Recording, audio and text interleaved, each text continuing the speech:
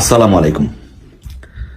আজকে বিএনপি জামাতের এবং আসিফ নজরুলদের যে আয়নাগর নিয়ে গুজব এবং গুজব বাণিজ্য, এটি নিয়ে দুটি কথা বলবো এবং একটি গল্পের মাধ্যমে আমি একটি গল্প বলতে চাই। সে গল্পটা একটু প্লিজ মনোযোগ দিয়ে শুনবেন, তাহলে বুঝতে পারবেন যে একটি গ্রামের মধ্যে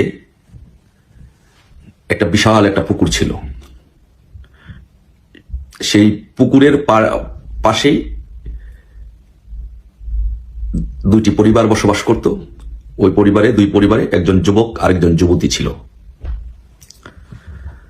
ওই পুকুর পাড়টা এমন গাছগাছালি ঝোপঝাড় জঙ্গল এমন ছিল যে সবার মধ্যে, গ্রামবাসীর মধ্যে একটা মিথ ছিল যে এই পুকুরের মধ্যে, এই পুকুর পাড়ে ভূত আছে।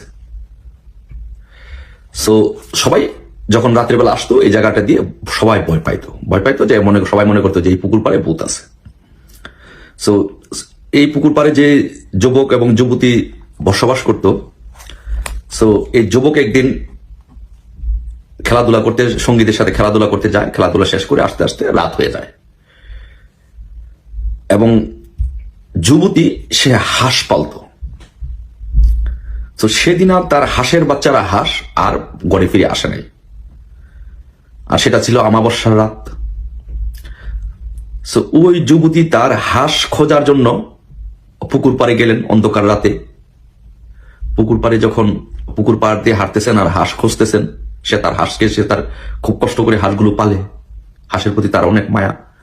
এই ভূতের ভয়কে, এগুলোকে অপেক্ষা করেই সে ভয়ে ভয়ে হাঁস খুঁজতে গেল। আর ওই ছেলে খেলাধুলা করে একই পুকুর পাড় দিয়ে খেলাধুলা শেষ করে রাত্রে অন্ধকারে আসতেছে এবং দোয়া টোয়া গুলো পড়ে আসতেছে যে না আবার তাকে ভূতে অ্যাটাক করে কিনা, মনে মনে দোয়া টোয়া পড়তেছে। সে, এই মেয়ে যখন হাঁস খুঁজতে যাচ্ছে, পুকুর পাড় দিয়ে হেঁটে যাচ্ছে অমাবস্যার অন্ধকার রাতে, একদম নিস্তব্ধ রাতে, আর ওই ছেলে যখন আসতেছে খেলাধুলা শেষ করে, সে বয়ে দোয়া টোয়া পড়ে আসতেছে, হঠাৎ করে একজনের সামনে একজনে পড়ে গেল।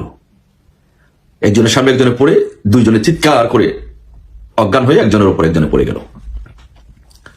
কারণ ওদের একজনের অজ্ঞান হয়ে পড়ে গেল কারণ ওরা জানে যে এই পুকুরে ভূত আছে। ছেলেটা মনে করতেছে এই বুঝি ভূত, আর মেয়েটা মনে করতেছে এই বুঝি ভূত। এই মনে করে দুজনই একজনের উপরে পড়ে গেল ধাক্কা লেগে এবং দুজনই জ্ঞান হারায় ফেললো চিৎকার দিয়ে। এই চিৎকার চেঁচামেচি শুনে এই পাড়া প্রতিবেশী মহল্লা লোকজন সব আসলো। আইসা দেখলো যে একজন আরেকজনের উপরে হারিকেন, কুপি, বাল, টর্চ লাইট এগুলো দিয়ে দেখলো যে একজন আরেকজনের উপরে পড়ে আছে। এখন তারা কি কারণে পড়লো, তারা কি কারণে একজনের আরেকজনের উপরে পড়লো, কি হলো, এটা বিবেচনা না করে গ্রামবাসী একজনের আরেকজনকে সাথে কানাঘোষা করতেছে, হাইউল্লাহ করতেছে যে দেখছো ইমুকের মেয়ে, ইমুকের ছেলে, ইমুকে খারাপ কাজ করতে এসে আজকে অজ্ঞান হয়ে পড়ে আছে এখানে। তো ঠিক আছে, তাদেরকে মারধর করে, তাৎক্ষণিক মারধর করে দুজনকে নিয়ে যাওয়ার পরে পরের দিন গ্রাম সালিশ বসলো। যত সালিশ আছে গ্রামের মায় মাতাব্বর, তারা কেমন থাকে এটা তো জানিনি, সবাই বসে খুব কঠিন বিচার করলো। সেই ছেলেকে এবং মেয়েকে জোতার মালা দিয়ে, জুতা পেটা করে ওই গ্রাম্য সালিশে অপমান অপদস্থ করা হলো। তারপরে রাতের বেলা সেই মেয়েটি অপমান অপদস্থ সহ্য করতে না পেরে সে আত্মহত্যা করলো। আর ছেলেটি এই মিথ্যা অপমান সহ্য করতে না পেরে গ্রাম ছেড়ে চলে গেল। গ্রাম ছেড়ে চলে যাওয়ার পরে সে ঢাকায় গিয়ে, সে যেভাবে হোক মেধাবী ছাত্র ছিল, স্কুলে ভর্তি হয়ে পড়াশোনা করে কলেজে ভর্তি হয়ে সে ঢাকা বিশ্ববিদ্যালয়ে চান্স পেল। পরিশেষে সে বিসিএস দিয়ে পুলিশ অফিসার হলো। কিন্তু সে তো এই গ্রাম ছেড়ে চলে গেল।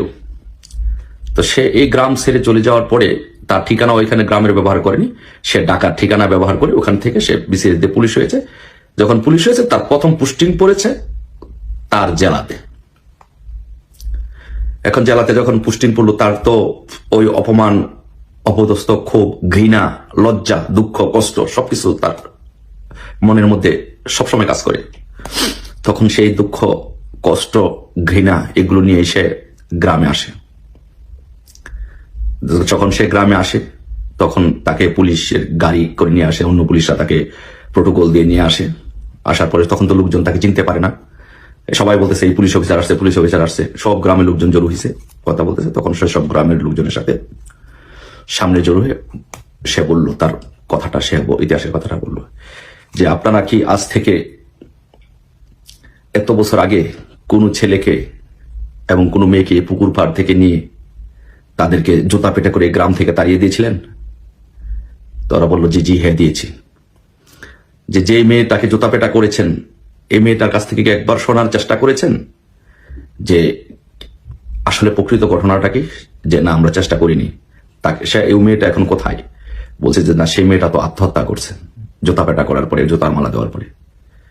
ওই ছেলেটা কোথায়? যে ছেলেটা যে গ্রাম ছেড়ে পালিয়েছে আর কখনো সে ফিরে আসেনি। তখন সে বলল, কেঁদে কেঁদে বলল, সেই অবাগা হতবাগা ছেলেটি আমি। আর যে মেয়েটি লজ্জায় ঘৃণায় ক্ষোভে আত্মহত্যা করেছে, সেই মেয়েটি কোনো অপরাধ করেনি, আমিও কোনো অপরাধ করিনি। আপনারা এই সমাজের মানুষ, আপনারা মিথ্যাকে, বুধকে, আয়নাগরকে আপনারা বিশ্বাস করে আমার মতো মেধাবী ছেলেদেরকে মিথ্যার উপর ভিত্তি করে জুতা পেটা করে এই গ্রাম থেকে বের করে দেন। আর এই মেয়েটির মতো একটা মেয়েকে আত্মহত্যা করতে বাধ্য করেন। প্রকৃত ঘটনা এটি ছিল না। প্রকৃত ঘটনা ছিল, আমি খেলা শেষ করে রাতের বেলা আসতেছিলাম এই পুকুর পাড় দিয়ে। আমি যখন আসতেছিলাম আমার মনে একটি ভূতের ভয় ছিল, আর এই মেয়েটি তার হাঁস খুঁজতে এসেছিল। সে মনে করছে আমি ভূত, আমি মনে করছি সে ভূত। চিৎকার করে দুজনই জ্ঞান হারিয়ে ফেলি, কিন্তু আমরা মনে হয় একজন আরেকজনের উপরে পড়ে গিয়েছিলাম জ্ঞান হারিয়ে। আর আপনারা সেটাকে প্রকৃত সত্য না জেনে আমাকে জুতা পেটা করেছেন, জুতার মালা দিয়ে গোলা বাড়ি থেকে বের করে দিয়েছেন, এবং সেই মেয়েটিকে জুতা পেটা করেছেন, যার ফলে সে আত্মহত্যা করতে বাধ্য হয়েছে। আপনারা এইসব কাল্পনিক ভূত, আপনারা এইসব কাল্পনিক মিথ্যা কথা, এগুলোকে বিশ্বাস করবেন না। একটা জীবন ধ্বংস করার আগে, একটা পরিবার ধ্বংস করার আগে আপনারা বুঝে অন্ততপক্ষে সত্যটা উদ্ঘাটন করার চেষ্টা করেন।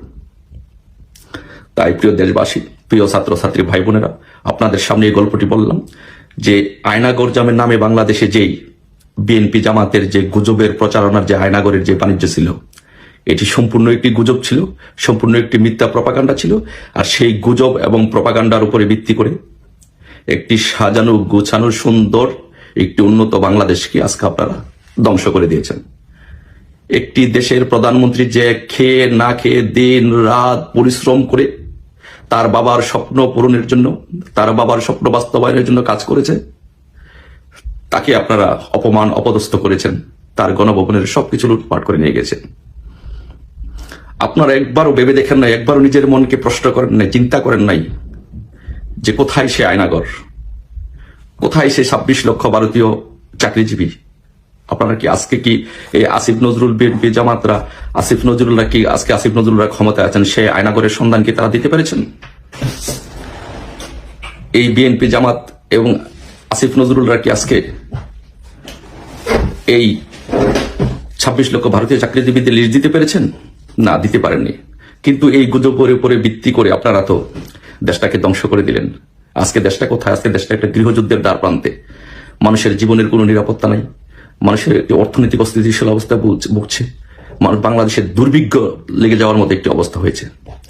তাই আসুন আমরা আমাদের দেশটাকে বাঁচাই এবং এইসব আয়নাগর নামক যারা গুজব রটিয়েছে তাদের বাংলাদেশে বিচার নিশ্চিত করে আমরা আবার সম্মানী ব্যক্তিকে সম্মান দিয়ে আমাদের মাননীয় প্রধানমন্ত্রী শেখ হাসিনাকে এদেশে এনে আবার তাকে যোগ্য মর্যাদার আসনে বসাই।